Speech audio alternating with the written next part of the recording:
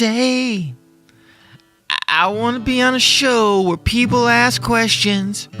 You say, I don't know the right chords.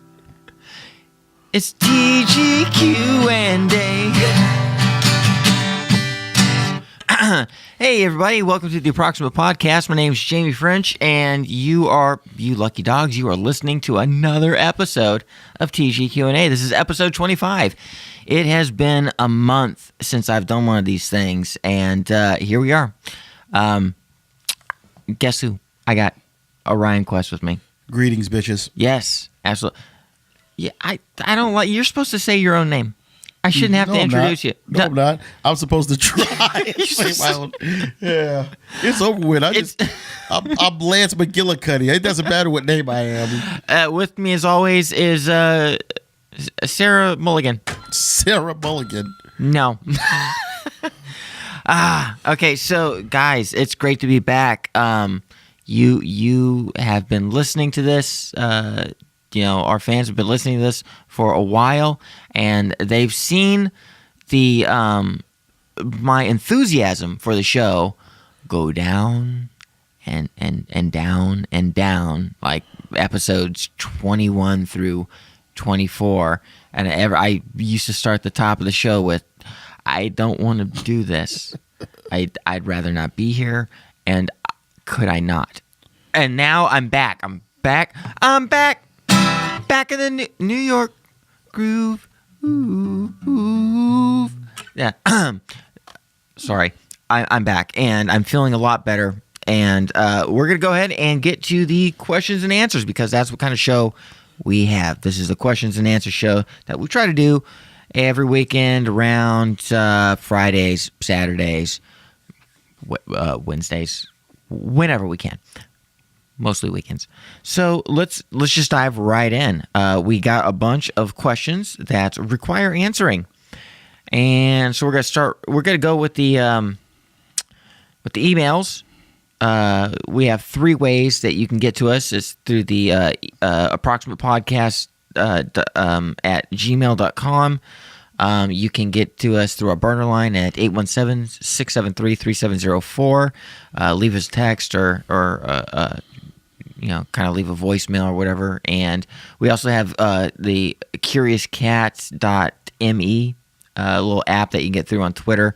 And so we're going to start taking questions through the email. At the top of the list, we have Evelyn, or Evelyn, who has three questions this week. Well, actually from a few weeks ago, but we're getting to them now after a month's time.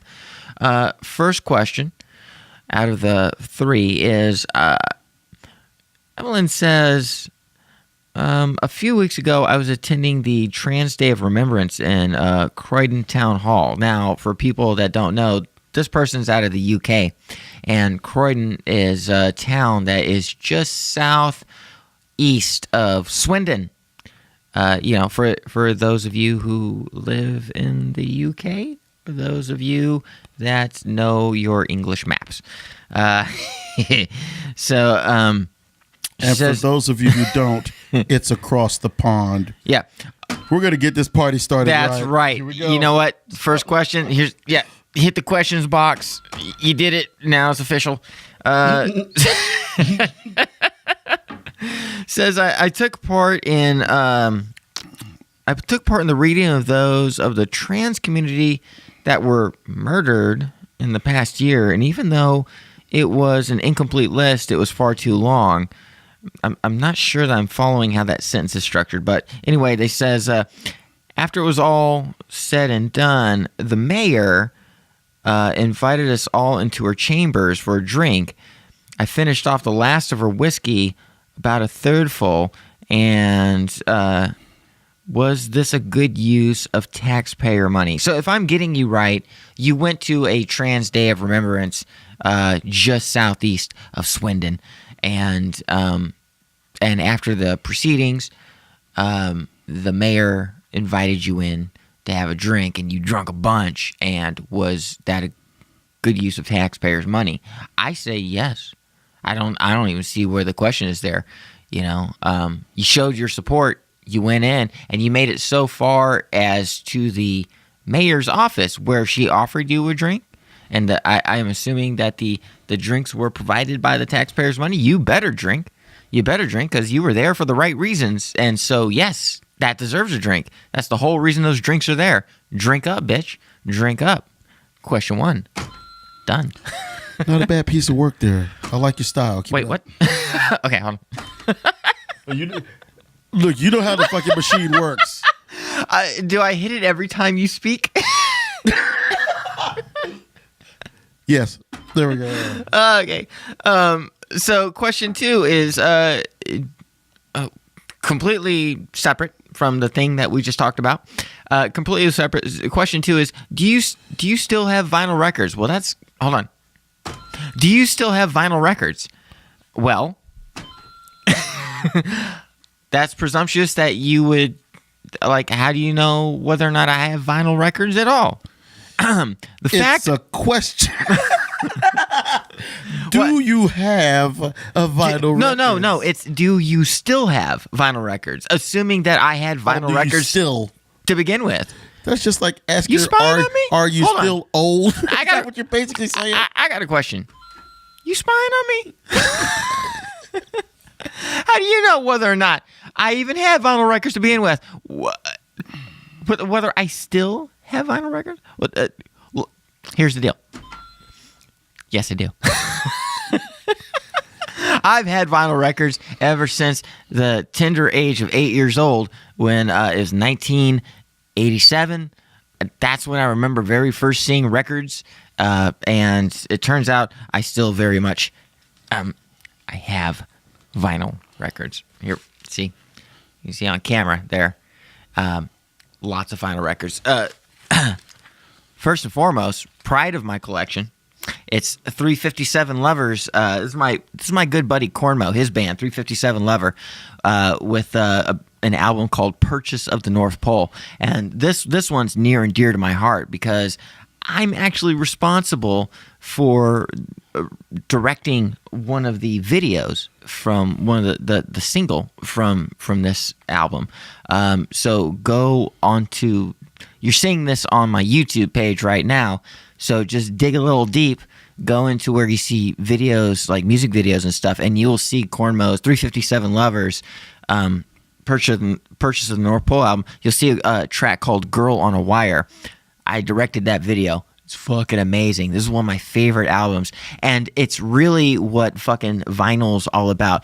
Not only is the completely awesome album art, I'm trying to get this into the camera for those that can see, but it's, you open it up, there's a built-in board game. That's freaking amazing. And you go into like the inner sleeve and there's like directions to the board game and an amazing, awesome album cover. It's fucking awesome. Yes, vinyl's fucking amazing. Side note. Yeah. Cornmo. He's the fucking Willy Wonka of music, dude. Absolutely. There's nothing that he can't perform. He's a bona fide badass. Anyway, back to you. Yeah, so, but I for people that own vinyl, look, I have all the greats. Look, I got Queen, A Night at the Opera. That's something. That's perfect vinyl right there. I got for those of you that hate Billy Joel, I got The Bridge. 19. Yeah, I got The Bridge. This is an album full of songs that, like, dude, this is the 80s. Fucking Cyndi Lauper's on this. Yeah, one of his most popular tracks is "This Is the Time." Yeah, "This Is the Time." "Running on Ice," one of my favorite tunes. Matter of Trust. That was a popular one. Matter of Trust. "Modern Woman" for any of those that saw the Michael J. Fox tune that was like the perfect 80s. It was what was that? Remember when it was the film where Michael J. Fox went from being a mail boy to CEO of the company. The Secret of My Success. The Secret of My Success, which featured Modern Woman. Oh, yeah, Modern Woman. Okay. Yeah. And then Code of Silence, what featured Cyndi Lauper. Perfect fucking sound of the 80s right there. So, yes, got that on vinyl. I got The Stranger, Jesus Christ. And And then modern classics, 1999's Tom Waits, Mule Variations. Yes, I got vinyl. Days and days I got vinyl. Motherfucker, fucking Glass House. Steve Martin, wild and crazy guy. Fucking, I got vinyl. The vinyl for days, That's motherfucker. old school vinyl right there. Glass Houses. This is a lot of Billy Joel. Turnstiles. More. Cat Stevens. Billy Joel. Nice. Cat Steven. Looks. What's his name now? He changed his name. It's Muhammad something. I actually heard he changed it back. Oh, did he change it back? Approximate. I'm not sure, but I'll check on that. I got approximately. It's Cat Stevens' greatest hits, which are the only hits you need. Stop what you're doing, because I'm about to ruin the image and the style that you're used to. This is an essential album. He looks funny, but he's making money. See, so whole world pay attention to thee. It's 52nd Street. A lot of Billy Joel. That's an essential. This is worrying how much Billy Joel I have on vinyl. I can go on. I can go on. Queen, A Day at the Races. Jesus Christ, I got it. Fucking the hits just keep on coming. So fucking Can't Lose with An Evening with John Denver. This weighs 8 pounds because all of the songs are on this record. I'm white, y'all, and I'm white, y'all, and I'm whiter than white, and I'm white, y'all. Lord. So yeah, I have all the white vinyl. ELO. I got, that's a good one. Sure.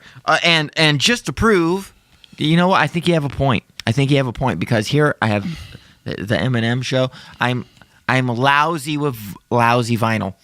So I hope that answers your question. Yes, I got vinyl, and none of it's good. So question 3 from Evelyn.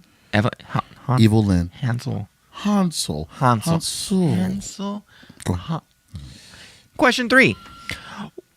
What is your view on the idea that a musician's physical environment can be heard in their music? Well, Jesus Christ, that's exactly everything about making music. If you're recording actual sounds, your room sound is everything, because your room sound reflects how good your room sound is. Like, music is... I know these days we all tend to record things in a kind of a vacuum. We all track, we all do things separate and plug directly into the board. You're just trying to get the sound to happen.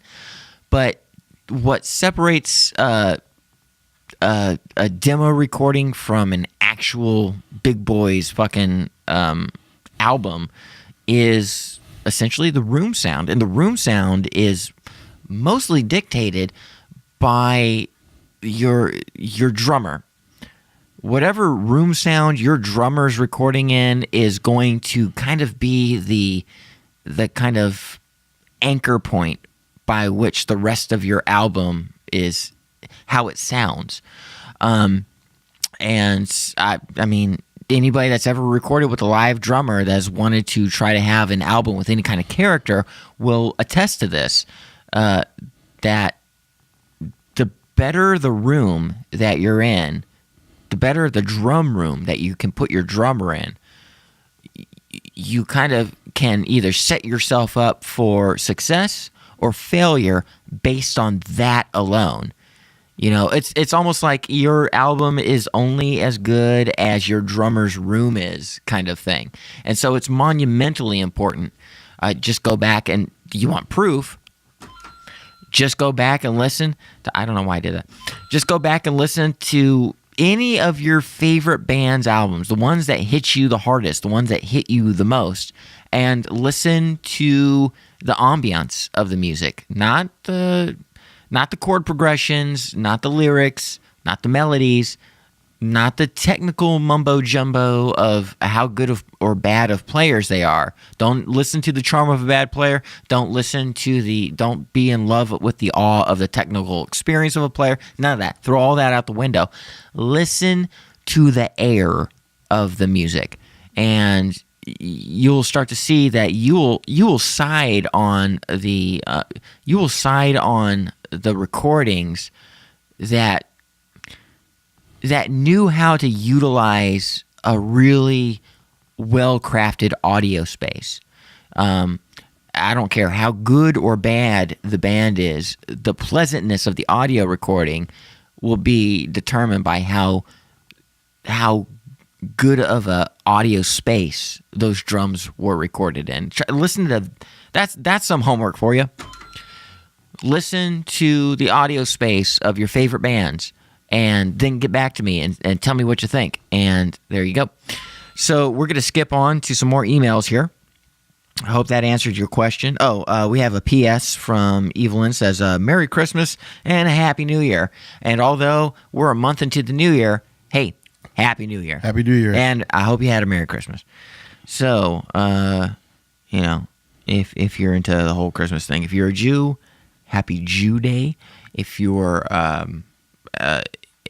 in Hindu or a China guy, I hope those days were good for you. Let it go.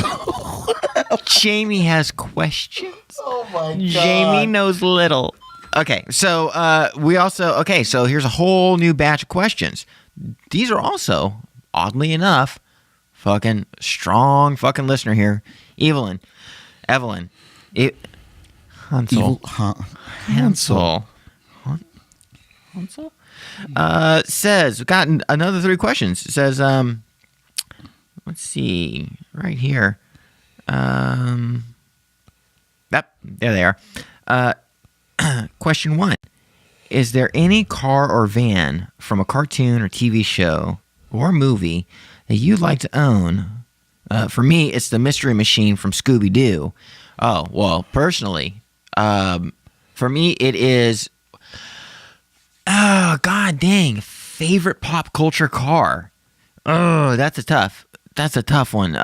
A-Team van for me. I also will go for the Teenage Mutant Ninja Turtles party van. That was a tough ride.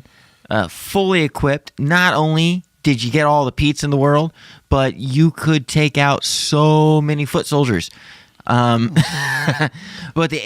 I'll go with the A-Team van, just because, one, you get to ride with Hannibal. That's awesome. And the red fin, that's just a cool thing to have on your van. And that motherfucker, well, there was a thing about late 70s, early 80s television where anything could do a jump and land okay on the other side. And I like that the A-Team van could do that. But in real life, we all know, in real life, there's no way it would make it. The bottom would fall out. It would just crack. It would just right in the middle. But it never did, because that's the magic of the A-Team. That van was fucking awesome. As you're looking to the horizon, you see the frame up here, but the car and the people down here. Simplicity and design.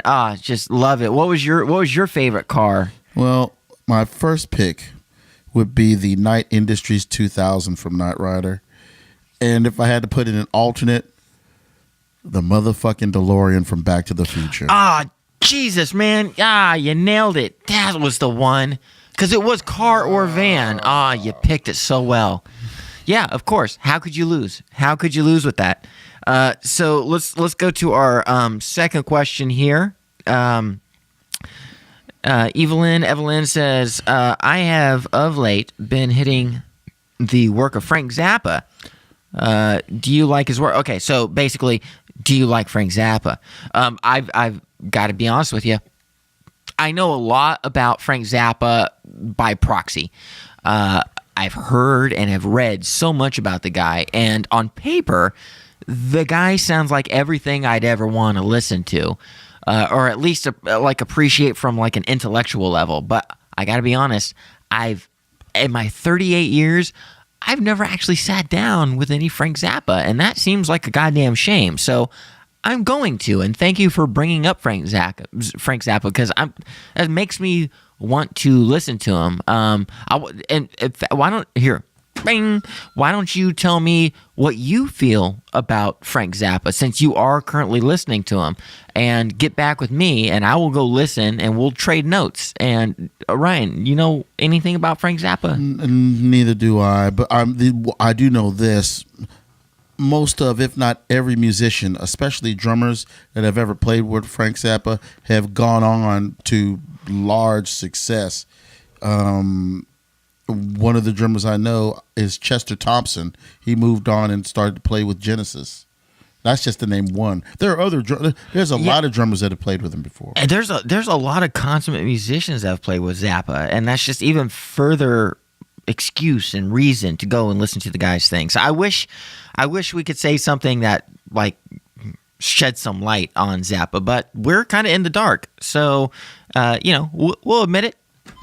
We're stupid, but we're going to make ourselves unstupid by going to listen to some Zappa. So sit tight, and we'll get back to you on that one. So question number 3. Can you suggest any clothing lines to look into? What?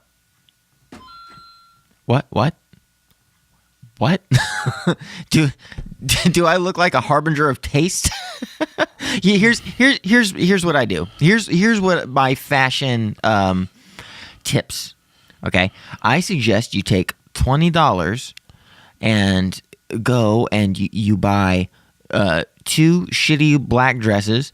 You buy 1 good shirt, 1 pair of pants. You go down to Target. You buy a 6-pack of socks, and you go to Walmart and you buy 2 3-packs of pretty cool looking underwear, and you wear that for a year, and you spend $25, and that's how you should approach buying clothes. I am not the short of it. She gets her clothes from Baby Gap. I get mine from Hefty Bag. Next question. Yeah. No, we don't close. We close shits we give not. And then they end on a PS. Well, to be more specific, go ahead. Let me re-answer that. To be serious. Like she said, we really don't put a lot of thought into dress. Nope. Me, it's always form and function. I'm always wearing sweatpants and tennis shoes and shirt, because 9 times out of 10, I'll be going straight from my warehouse job to practice. Right. So it's always been a matter of form and function. Do I have formal clothes? Yes, I've got Sunday best, and I clean up rather well. But for daily stuff, and especially at gigs, it's always black shirt, black sweats, tennis shoes. Get out there and rock 'em, sock 'em. That's my answer. Yeah, black coat, black shirt, black hat, Cadillac. The boy spends no money. Yeah, no. For me, a fashion is fashion. Turn to the left. Fashion. Turn to the right. Yeah, I don't care. It's very pragmatic for me. Thank you for the accompaniment. Yeah. I'm loving this box. No, for me, clothes are very pragmatic. If I have it my way, I will wear one outfit all week long, and I'll just do my very best not to get mustard all over it. And that's how I approach wearing clothes. Now, of course, my day job, I have to dress and look a certain way. And even then, what I do is I go and I buy shit that approximates the look of the thing I'm supposed to look like while I'm shooting, in the porn, or taking pictures for the old Instagrams for promotion, or whatever it is. But even then, so I go, and here's the beautiful thing about how pictures work. You can tell people, if it matters to them, that the $5 dress you're wearing is $200. And who's to say I'm a liar? So why would I care? Why would I spend a bunch of money on something that doesn't matter? It doesn't fucking matter. So yeah, I own a lot of clothes. All of them come from the thrift store, and I don't know from names. I don't know from brands. I don't know from designers. Why? It's just ridiculous to me. So next question. She still wears Garanimals. I do.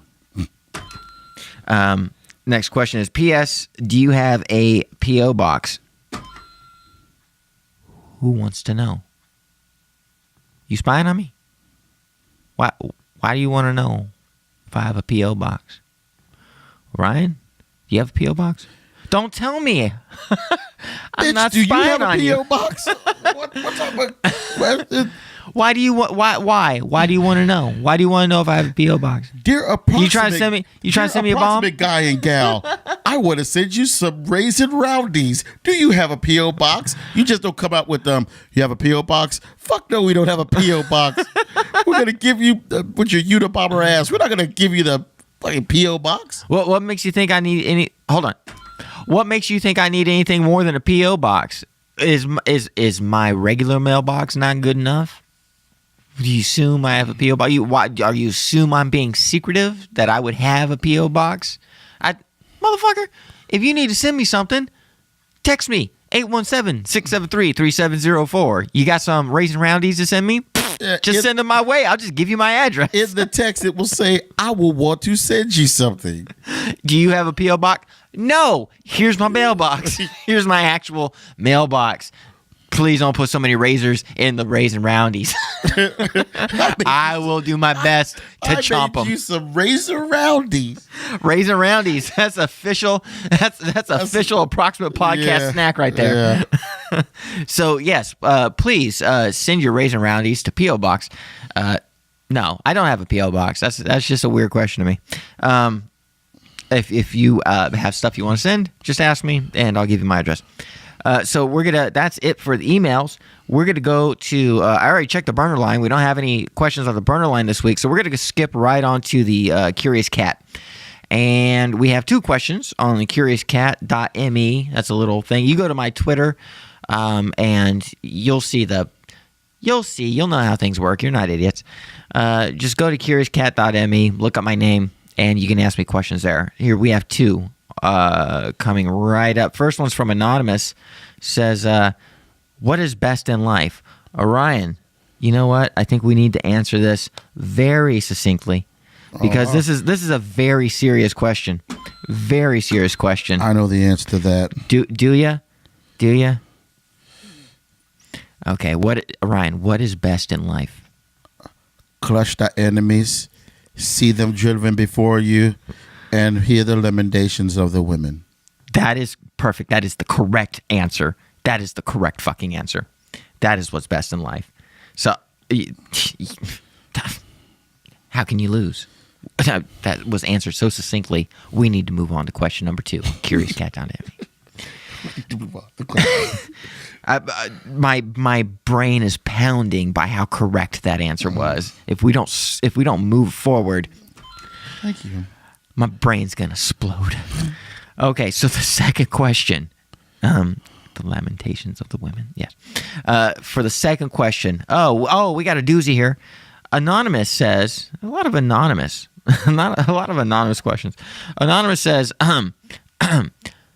as a black man with a big cock, can you? He must be talking about you. I believe this one's directed towards me. Hold on. As a black man with a big cock, can you tell me why I want to smash your pussy so much and I've never been with a TS? That, sir, hold on. That is inappropriate. We are trying to run a family show here. We are not by any means trying to run a family show here. That question I'm just throwing out to you guys because I just want you to know that I'm inundated with those kind of questions all the time. And I just wanted to read it out loud so anybody that wants to send a question like that, I just want you to see how silly it sounds. Like, how am I even supposed to answer that with a straight face? That's such a silly thing. But by all means, if you still feel you have to ask that kind of question, please do so that I can read it for everyone to hear. Make sure you make it count because I want people to know what kind of person you are.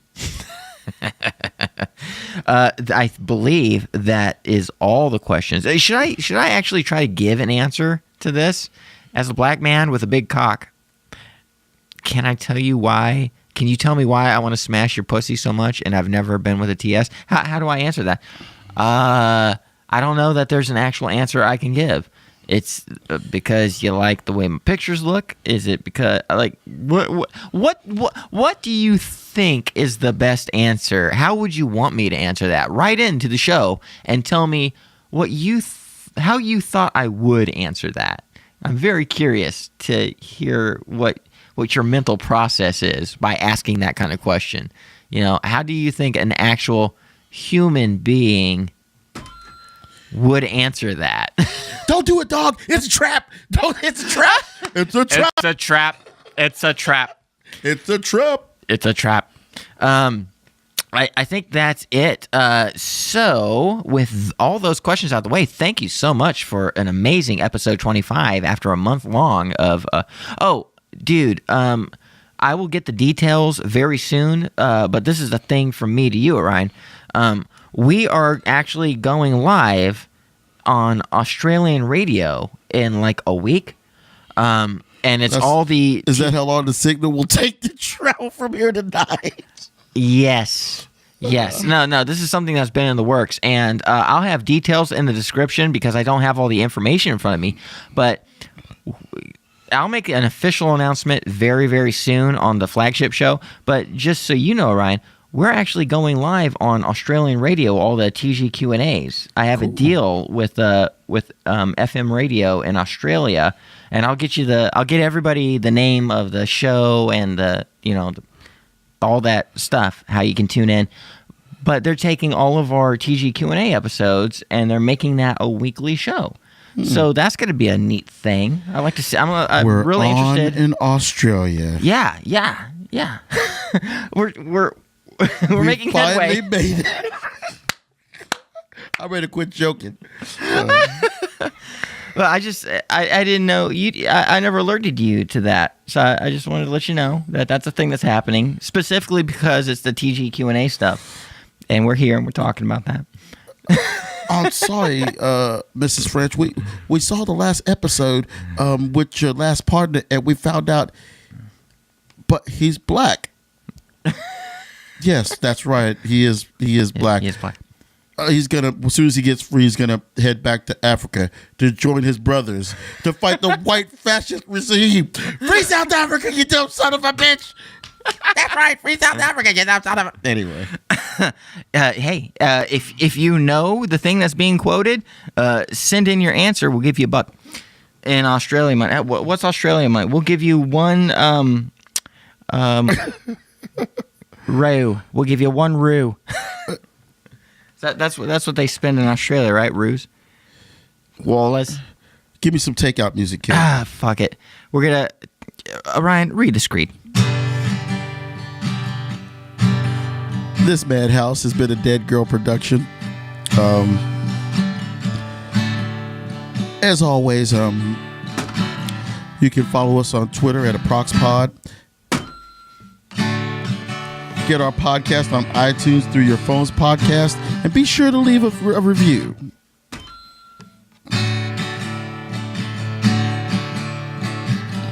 Make sure that your skrill fucks up. You can get to us. I got it. You can visit the mothership, approximatepodcast.com, for a complete list of episodes, all of our social media links, and merch. As you already know, for the millionth time, we have a Patreon account. It's at patreon.com, Approximate Podcast. Once again, that's patreon.com /Approximate Podcast. Become a patron. $5 gets you access to all of our free and paid content. Give them the burner line, kid. The burner line is 817-673-3704. Why don't you go ahead and send us a text, drop us a line, questions, comments, and we'll answer you on a future broadcast. Don't touch it! It's TGQ&A. All right. It's TGQ&A. Good night, everybody. Good night. Bye.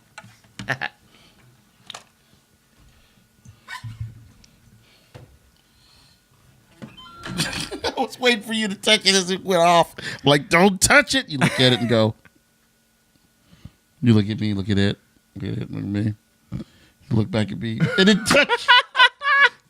You son of a bitch. Son of beach.